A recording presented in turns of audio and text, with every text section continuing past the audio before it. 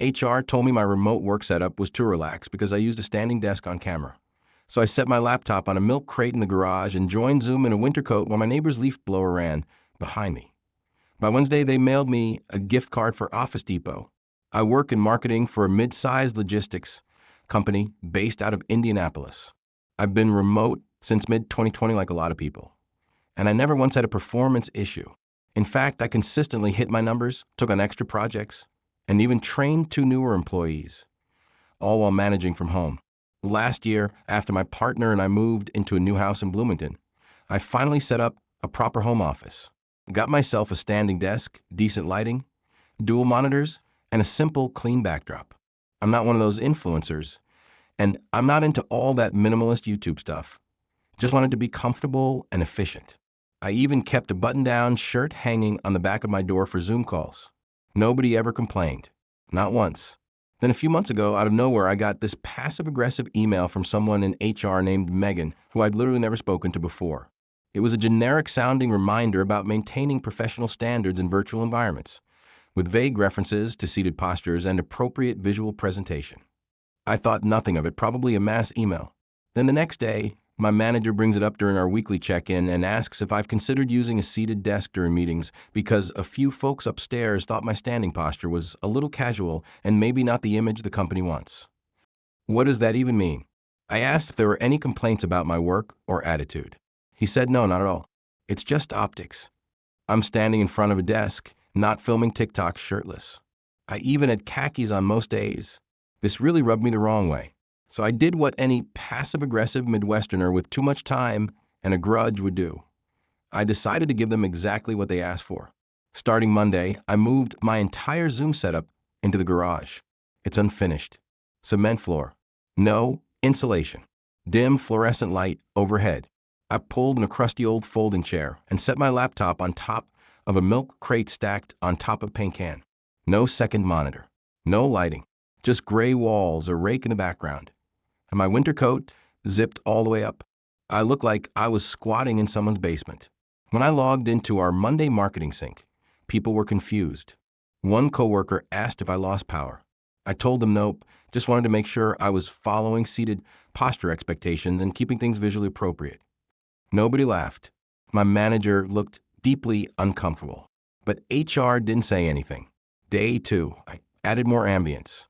I propped the garage door open just enough to let sound in and time my calls with my neighbor, who, bless him, runs his leaf blower every morning at 9 a.m. sharp even when there's nothing to blow. He's retired, and I told him I'd give him $10 to go full throttle for 30 minutes. He thought it was hilarious. So during Tuesday's department check-in, I'm sitting there in gloves now, shivering slightly, while a leaf blower screams in the background. Every time I unmuted, he could barely hear me. I didn't raise my voice. I just acted like everything was perfectly normal. Sorry for the noise, guys. Trying to keep things professional. Again, awkward silence. Wednesday, I added the finishing touch. My cat's litter box right behind me. She's not subtle when she uses it. She kicks like a football player. So, mid-presentation, she hopped in, scratched around, and did her business directly on camera behind me. The smell must have wafted through the mic because someone dry heaved. I just kept going like nothing happened. That afternoon, Megan from HR finally scheduled a quick chat. She looked mortified. She asked if everything was okay at home. I told her yes, but after her email about my casual setup, I felt it was important to project the right image. No standing desks, no modern furniture, no sunlight. Just old-fashioned sitting, walls, and no distractions. She said, "This isn't quite what we meant." I told her I was just trying to comply and didn't want to risk any more violations. I'm committed to following all professional standards to the letter. That night, I got an email from someone in facilities. They offered me a $250 Office Depot gift card to support a more appropriate home workspace. I waited a day, then replied, "Thank you. I'll use it to buy a nice sitting chair for the garage." Now I'm getting emails from my manager saying it's okay to use my regular setup again, and that HR has clarified the expectations, and there's no problem with standing desks after all. But I'm not done yet. I kept the gift card, but I didn't stop the act. They wanted optics. I gave them optics. By Thursday, I started using a space heater in the garage. but not a quiet one. One of those big industrial ones that sounds like a plane taking off. Every time I spoke, it'd roar in the background. I'd casually say, "Sorry, it's freezing." But at least I'm seated, right? Then came Friday's all-hands meeting. This one had execs on the call, people from upper management who rarely interacted with our department. Normally, I'd have used my regular office setup for a call like that. But this time, I leaned in. I showed up with a knit cap, fingerless gloves, and a wool blanket draped over my shoulders. I looked like a Civil War soldier recovering in a barn. And right as my name was called to speak, my neighbor started up his lawnmower for no reason. I had asked him the day before if he could accidentally mow dirt for 5 minutes. I unmuted. "Hey, everyone. Hope you can hear me okay. My neighbor's just being festive." Nobody laughed, not even a fake chuckle. Just blinking eyes on Zoom. That evening, I got another message from HR. This time it was worded carefully. They were concerned about my well-being and asked if I'd consider returning to my original desk setup for health reasons. But I wasn't done twisting the knife. I replied, "Thanks for your concern, but I'm fully committed to maintaining the professional image our company expects. I'll be fine." I ordered an ergonomic shovel to clear snow off the garage door when winter comes. Should help with the cold. No reply. That weekend, I got a text from one of my coworkers, Rob. He said, "Dude, HR is freaking out. They think you're having a breakdown." I replied, "I'm not.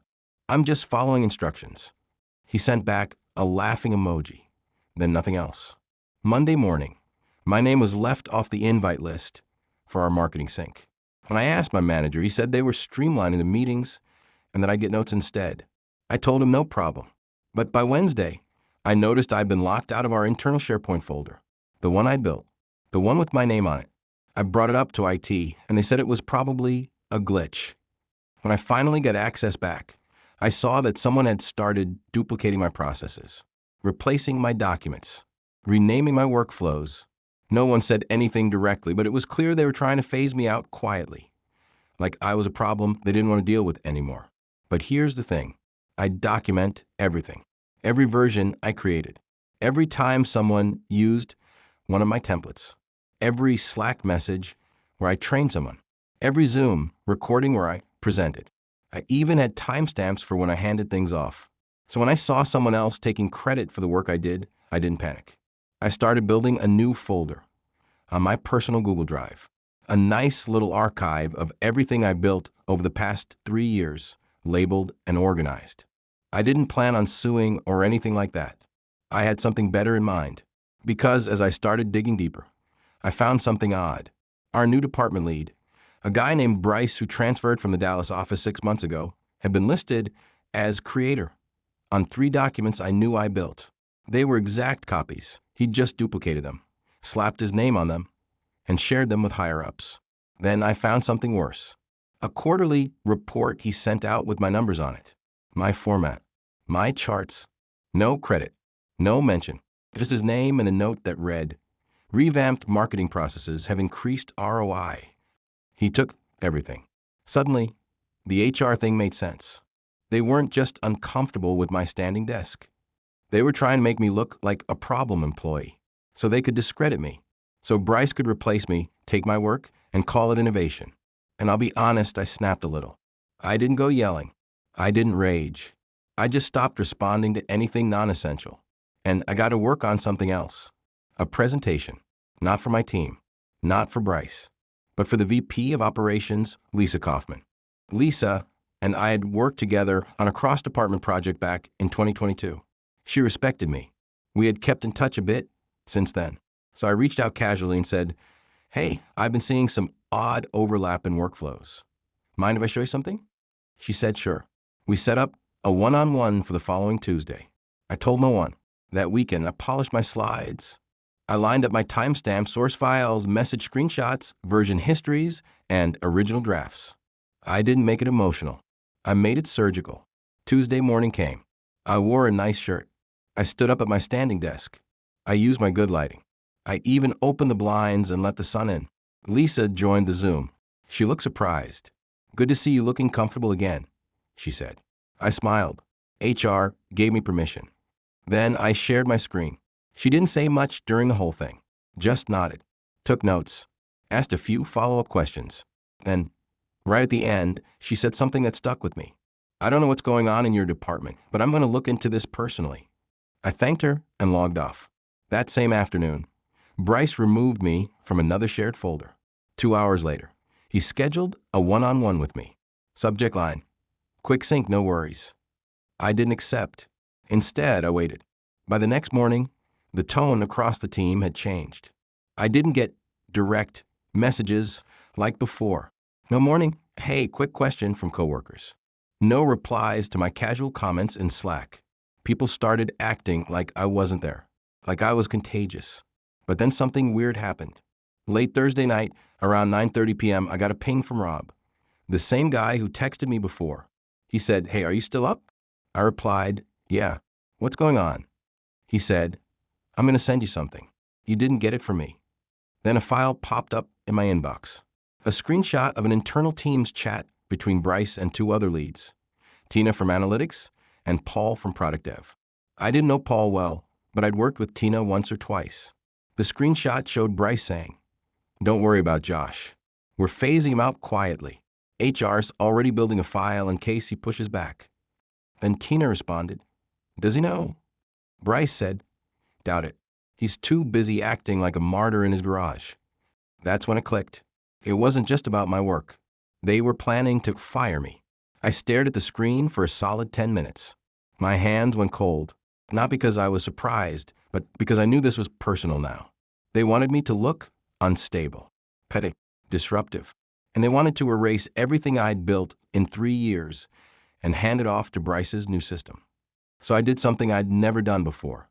I called my wife into the room and showed her the file. She looked at me and said, do you want to burn it down? I said, yeah, I do. The next morning I called in sick. First time in over a year. Then I drove to Indianapolis. Lisa's office was on the 4th floor of our company's downtown headquarters. I didn't ask for permission. I just walked in. The receptionist looked confused when I said I was a remote employee. I smiled and said, I have a meeting. She called Lisa's assistant. He came out a few minutes later and walked me back. Lisa stood up the moment she saw me. I didn't expect you in person. I said, this needed to be face-to-face. I handed her a printed folder, thick, organized, labeled.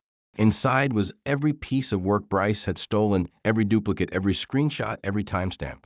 On top was the Teams chat Rob had sent me, printed and highlighted. Lisa sat down and started flipping through. Then she asked a question I didn't expect. Can I keep this? I nodded. She didn't say much else, just that she'd handle it and thank me for coming in. I walked out of that office and didn't look back. On Monday morning, I logged in like normal. Everything was quiet. Then I got a calendar invite, mandatory department meeting, hosted by Lisa Kaufman. No subject line, just 15 names, including mine, Bryce's, Tina's, and Paul's. The meeting started at 10 a.m. sharp. Lisa joined, camera on. She didn't waste time. I've been reviewing some documents related to work attribution and professional conduct, she began. It seems there have been some misunderstandings and some violations. Bryce shifted in his chair. I watched his eyes dart around his screen. I recognized the panic. Lisa continued, I won't get into all the details right now, but I'll be handling the next steps personally. For now, I've placed a few individuals on administrative leave while we sort this out. Then she looked directly into the camera. Josh, thank you for your patience. That will be all for now. She ended the meeting. That was it. Within the hour, Bryce's Slack account went dark. His name disappeared from a Teams channel. Tina followed 10 minutes later. Paul too. But that wasn't the twist. The real twist came 2 days later. I got an email from the HR rep, Megan, the same woman who started all this with her ridiculous standing posture email. Except now, she was apologizing. Not just vague corporate language, a full apology. She admitted there was miscommunication and inappropriate escalation. She offered to schedule a call to rebuild trust. I declined.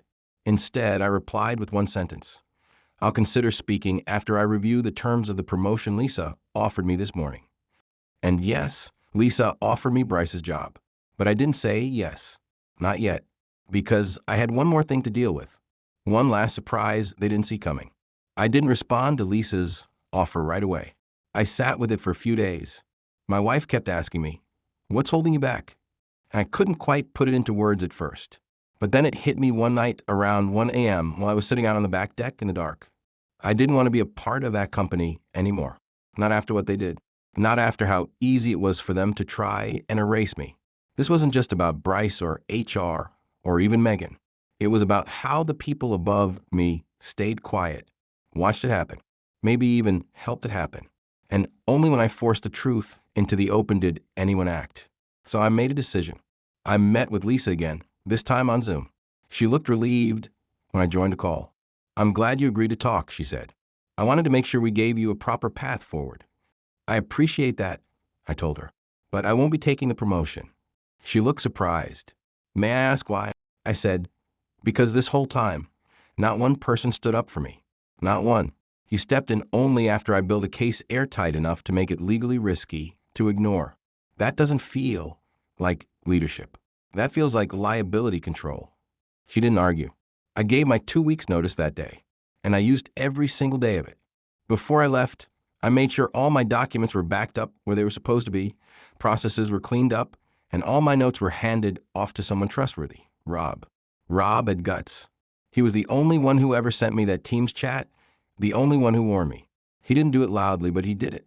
And sometimes that's enough. On my last day, Megan sent me a farewell email full of corporate fluff. I didn't reply, but Lisa sent me a personal note. It said, "I'm sorry we let you down. If you ever change your mind, the door is open."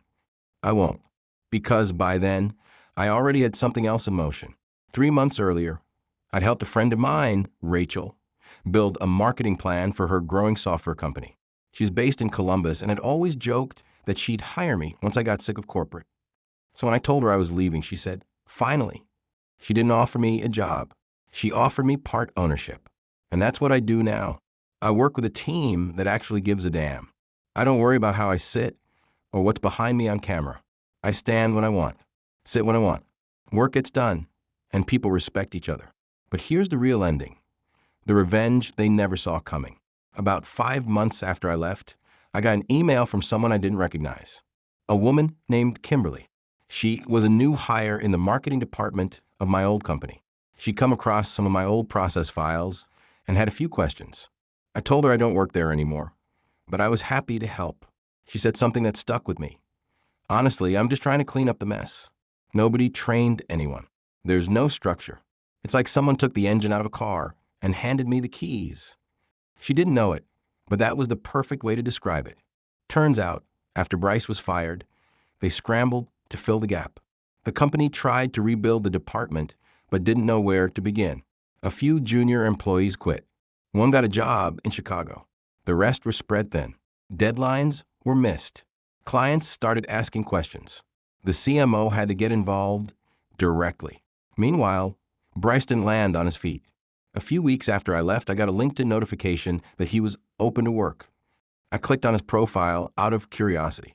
He'd removed the job title from our company. He listed consultant instead, with no details. But the twist? My wife found his wife's Facebook page. We weren't digging, we just remembered her name from a Christmas Zoom party. The account was now Jane R. Divorced. Digging a little more, I'll admit, I want to know, we found that after Bryce was fired, he tried to lie about why. Said he was let go during a restructure. But someone, maybe Tina, maybe Paul, maybe Karma itself, leaked what really happened. Word got around. His wife left him, moved back in with her sister in Ohio with their 2 boys. Bryce ended up moving into a studio apartment near the airport. No job, no reputation. As for Megan, she's still there. I see her name pop up in old alumni threads sometimes. No promotion, just floating. I guess her strategy of playing it safe didn't earn her much loyalty in the end. And the company? Still standing. But from what I hear, turnover's high. People come and go. They're trying to rebrand. I get emails sometimes asking if I want to consult. I delete them because I don't need to go back. I already won, not by yelling, not by burning it all down, but by staying quiet, staying smart, and letting them ruin themselves while I moved forward. They tried to paint me as unstable, difficult, unprofessional. But in the end, I was just a guy in a winter coat, sitting on a milk crate, waiting for the truth to catch up to him. And it did.